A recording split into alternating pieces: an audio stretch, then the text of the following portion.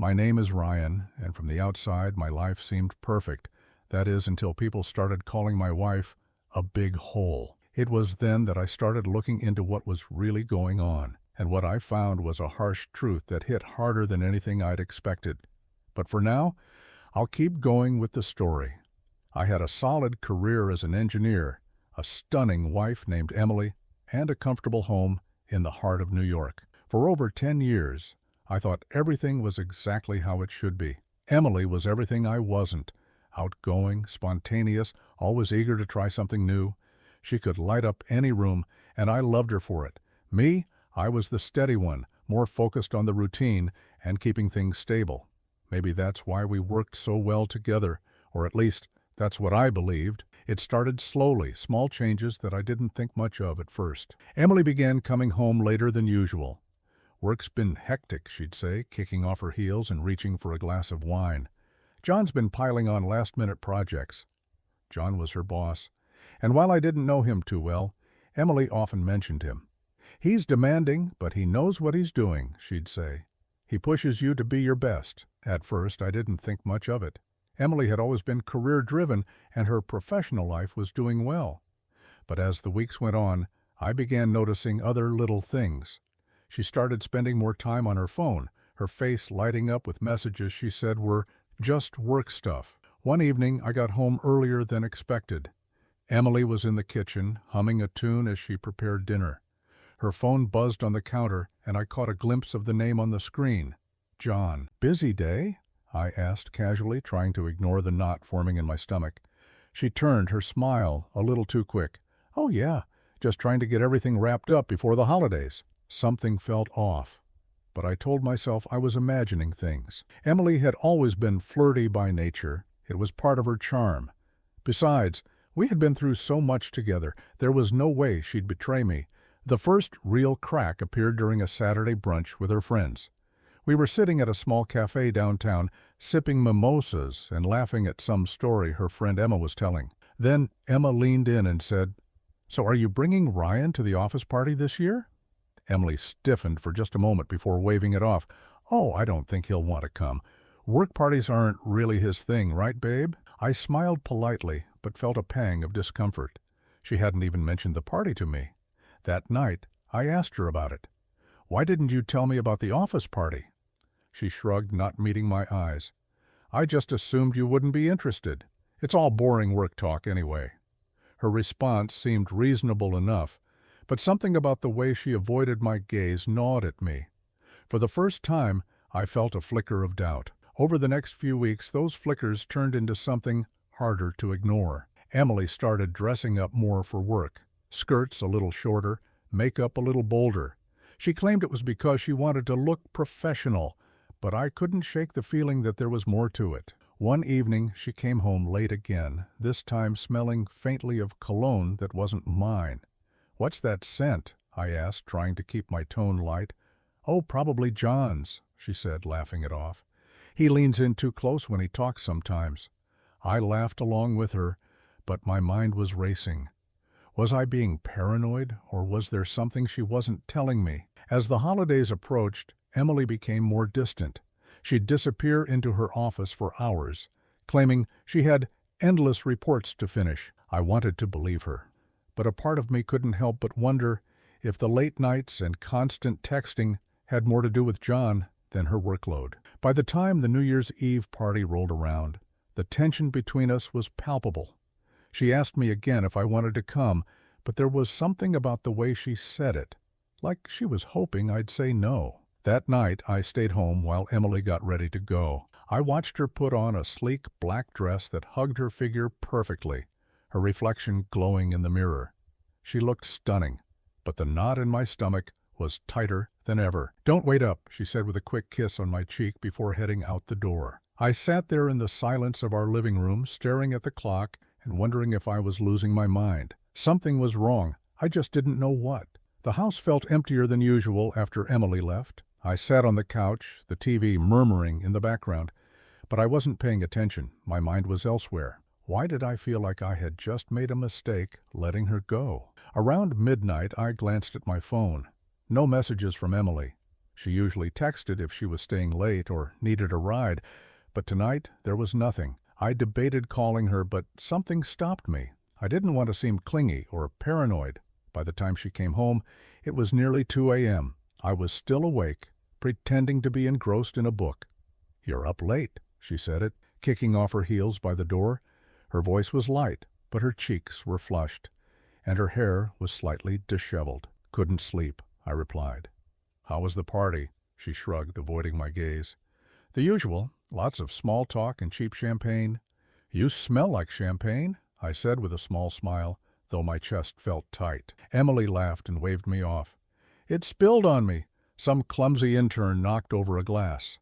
I wanted to believe her. I really did. But the unease that had been building for weeks was impossible to ignore.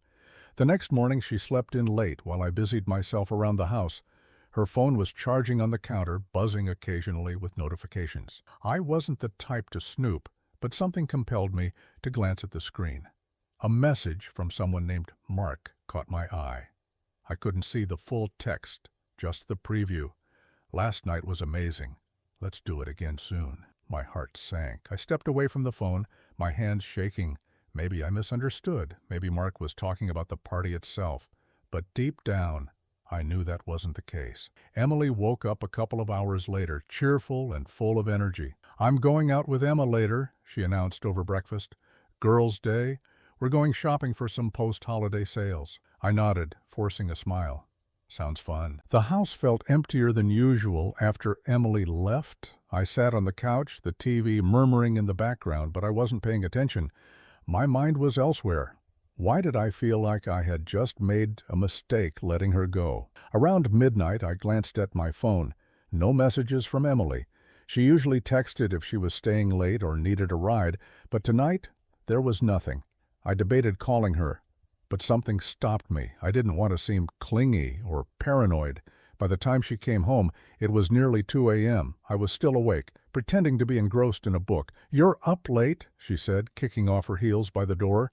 Her voice was light, but her cheeks were flushed, and her hair was slightly disheveled. "Couldn't sleep," I replied. "How was the party?" She shrugged, avoiding my gaze. "The usual. Lots of small talk and cheap champagne." "You smell like champagne," I said with a small smile, though my chest felt tight. Emily laughed and waved me off. "It spilled on me. Some clumsy intern knocked over a glass." I wanted to believe her. I really did. But the unease that had been building for weeks was impossible to ignore. The next morning, she slept in late while I busied myself around the house. Her phone was charging on the counter, buzzing occasionally with notifications.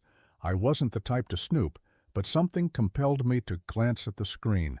A message from someone named Mark caught my eye. I couldn't see the full text, just the preview. "Last night was amazing. Let's do it again soon." My heart sank. I stepped away from the phone, my hand shaking. Maybe I misunderstood. Maybe Mark was talking about the party itself. But deep down, I knew that wasn't the case. Emily woke up a couple of hours later, cheerful and full of energy. "I'm going out with Emma later," she announced over breakfast. "Girls' Day.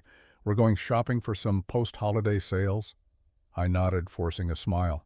"Sounds fun." I wanted to believe her, but the defensive tone, the way she avoided looking at me, it only made my doubts stronger. "Okay," I said quietly, letting the conversation drop. I just needed to ask. Emily stormed off to the bedroom, slamming the door behind her. That night I made a decision. If Emily wasn't going to tell me the truth, I'd find it myself. After that night, I couldn't shake the feeling that Emily was hiding something. Her reaction was too defensive, too rehearsed, and I knew I couldn't just let it go. I started planning, not to catch her in the act, but to understand what was really going on. The following week, Emily mentioned she had to attend a business dinner with Mark and a few colleagues. She explained it casually over breakfast, but there was an edge to her voice, like she was testing how I'd react. "When's the dinner?" I asked, keeping my tone neutral. "Friday night," she said, scrolling through her phone. "It's just a networking thing, nothing exciting." I nodded, pretending to be disinterested. "Do you want me to drop you off?" "No, it's fine," she replied quickly. "I'll just meet them there. It's at that restaurant downtown, the one with the rooftop. Sounds nice, I said, forcing a smile. That Friday, I left work early, determined to find out if this business dinner was what she claimed. I drove to the restaurant she'd mentioned and parked across the street, keeping a clear view of the entrance. I sat there for over an hour, watching as people arrived. A few were in business attire, clearly there for professional reasons, but there were also couples holding hands and groups laughing together. It didn't look like a strictly work-related event. Finally, I saw her. Emily stepped out of a cab, looking stunning in a sleek red dress that clung to her figure. It was far too glamorous for a simple networking dinner. She paused outside the restaurant, checking her phone, and moments later, Mark appeared. He greeted her with a smile and a kiss on the cheek. Too close, too familiar. My hands gripped the steering wheel tightly as I watched them head inside together, her arm brushing against his as they walked. I didn't follow them in. Part of me didn't want to see what might happen next. Instead, I sat there staring at the restaurant, my thoughts racing. When Emily came home that night, she was cheerful, humming a tune as she kicked off her heels. "How was your night?" she asked, glancing at me on the couch. "Quiet," I replied, trying to keep my voice steady. "How was dinner?" "Oh, it was fine," she said, shrugging. "Just the usual boring work stuff." I didn't press her for details. I wasn't ready to confront her yet. I needed more than a hunch, more than just the kiss I'd seen. Over the next few weeks, I became more methodical. I started keeping track of her schedule, noting the days she stayed late at work or went out with friends. I even downloaded a tracking app on her phone, disguised as a harmless weather app. I hated how sneaky it felt, but I needed answers. What I found was worse than I'd imagined. One night, when she said she was meeting Emma, I saw her location ping at a luxury hotel downtown. She didn't come home until after midnight, claiming they'd gone to a late movie. Another time, she said she was working late, but the tracking app showed her at Mark's apartment building. When I asked how work was, she sighed and complained about spreadsheets. The lies came so easily to her, and I realized this wasn't just a one-time mistake. This was a pattern, something she'd been doing for a long time. By now, I'd collected enough evidence to confirm my suspicions, photos, screenshots, timestamps, but I didn't want to confront her at home, where she could lie her way out of it. I needed a moment where she couldn't escape the truth. That opportunity came sooner than I expected.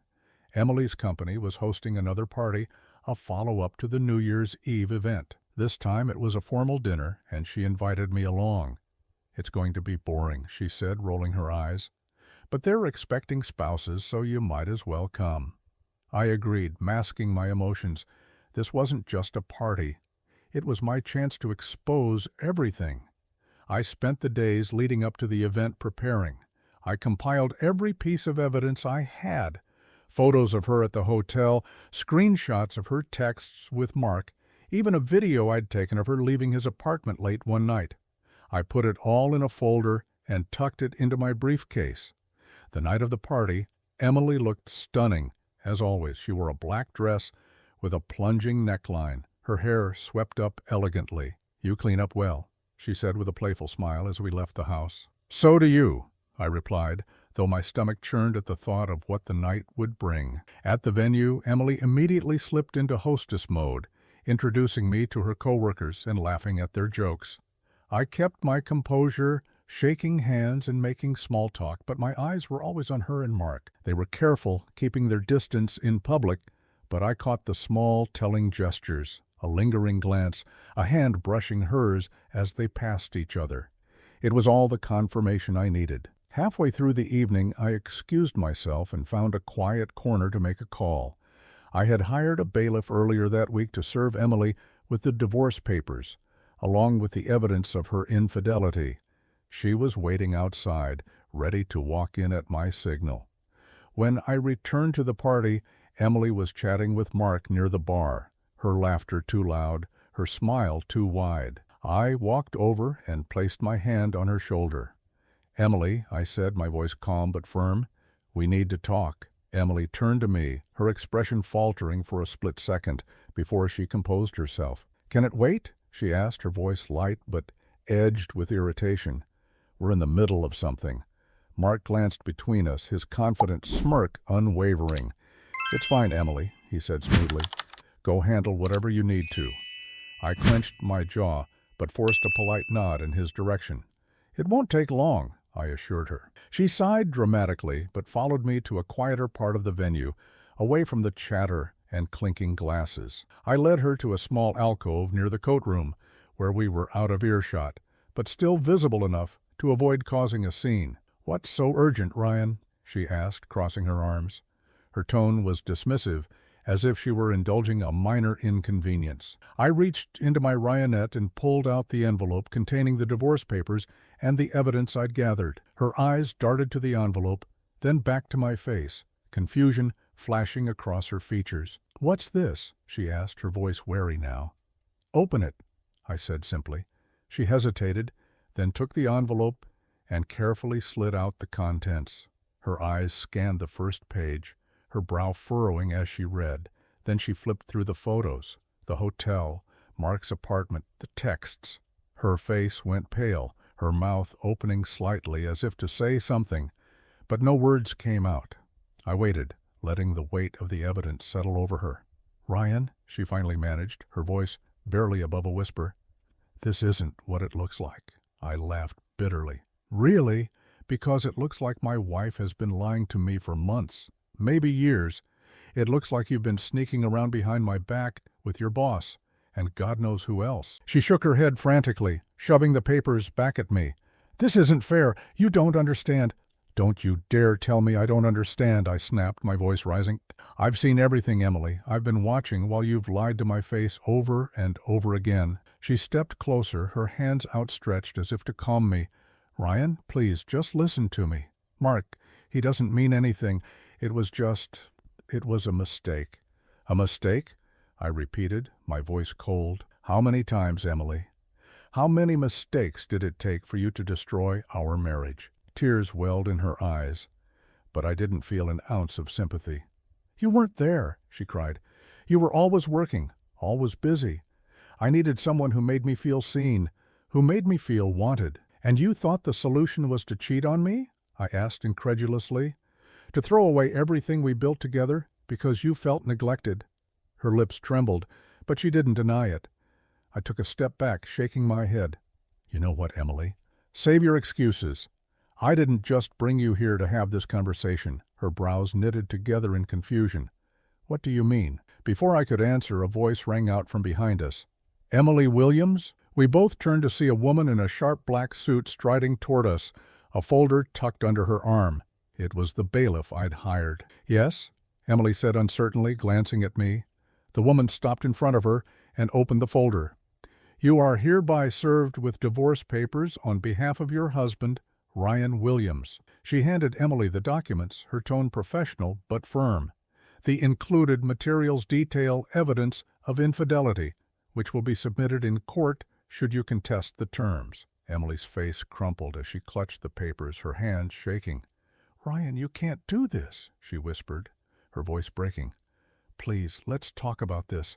We can fix it." "It's too late, Emily," I said, my voice steady. "I gave you my trust, my love, my loyalty, and you threw it all away. There's nothing left to fix." By now, a few guests had noticed the commotion. I could hear whispers spreading through the crowd, the occasional gasp as people began piecing together what was happening. Emily turned toward them, her face a mixture of panic and humiliation.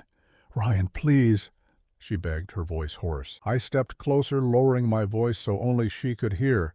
"This isn't just about us, Emily. You didn't just betray me. You betrayed your own integrity, your co-workers, even your reputation. People are going to know exactly who you are after this." Tears streamed down her cheeks, but I didn't waver. I turned and walked away, leaving her standing there, clutching the papers as the weight of her actions came crashing down. As I passed through the crowd, I caught Mark's eye. His confident smirk had vanished, replaced by a look of unease. I didn't stop, didn't say a word, but I knew this wasn't over for him either. The night wasn't just the end of my marriage. It was the start of something new, a life where I wouldn't be anyone's fool ever again. The divorce papers, the confrontation, it was all done. I wasn't just ending a chapter of my life. I was closing a door on the past and opening myself up to a future I had never imagined. The streets of New York, usually so overwhelming, now felt wide open, full of possibility. I didn't know what would come next. Maybe I'd take a trip, maybe start over in a new city, or maybe just find a new way of being myself without the lies and the pretense. Thank you for listening. The story to the end. Write your thoughts about it in the comments, and do not forget to subscribe. See you in the next videos.